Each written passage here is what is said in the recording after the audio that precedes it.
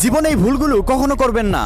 কাউকে আবেগে পড়ে ভালোবাসতে যাবেন না, কারণ আপনার বিবেকটা যখন জেগে উঠবে তখন ওই মানুষটাকে আর আপনার ভালো লাগবে না। তখন আপনি মানুষটাকে ছেড়ে যাবেন, কিন্তু ওই মানুষটা আপনাকে নিয়ে হাজারটা স্বপ্ন দেখেছে, আপনাকে মন থেকে ভালোবাসছে। আপনি যদি ওই মানুষটাকে ছেড়ে যান, মানুষটা সহজে জীবনটাকে আপনাকে ছাড়া মানিয়ে নিতে পারবে না। সে যে কোনো একটা ভুল ডিসিশন নিতে পারে। কারোর সাথে ভালোবাসার সুযোগ নিয়ে টাইম পাস করবেন না। প্রয়োজনে ঘরের কাজ করুন, তারপরে মানুষের ইমোশন নিয়ে খেলেন না।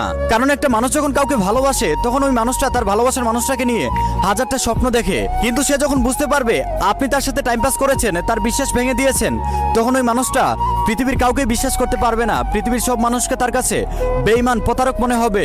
তাই কারোর সাথে টাইম পাস করবেন না। টাইম পাস করে হয়তো আপনার সময়টা কেটে যাবে, কিন্তু ওই মানুষটা মৃত্যুর যন্ত্রণা সহ্য করবে আপনার ছেড়ে যাওয়াতে। কাউকে ভালোবাসতে না পারলে তাকে অবহেলা করো না।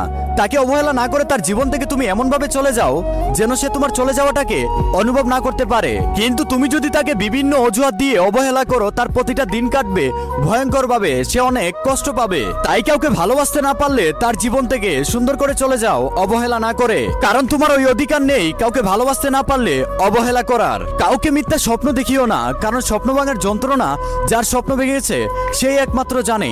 স্বপ্ন ভাঙার যন্ত্রণা এত সহজে সহ্য করা যায় না, কারণ যে মানুষগুলোর স্বপ্ন ভাঙে সেই মানুষগুলো জীবনে ঘুরে দাঁড়াতে পারে না।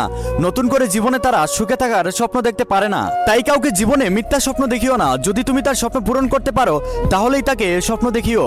একটা কথা মনে রেখো, তুমি কাউকে মিথ্যা বলে হাসানোর প্রয়োজন নাই, তাকে তুমি সত্য বলে কাঁদিয়ে ফেলো। তুমি যদি কারো বন্ধু হও তাহলে বন্ধুর বদনাম অন্য কারো কাছে গিয়ে করো না, কারণ একজন বন্ধু তার বন্ধুর কাছ থেকে এই ব্যবহারটা কখনোই আশা করে না। সবার উদ্দেশ্যে বলছি, আমি যেই কথাগুলো বললাম এই কথাগুলো জীবনের প্রত্যেকটা মুহূর্তে মেনে চলার চেষ্টা করবেন। দেখবেন জীবনে শত্রুর সংখ্যা কমে গেছে এবং ভালোবাসার মানুষগুলো বেড়ে গেছে।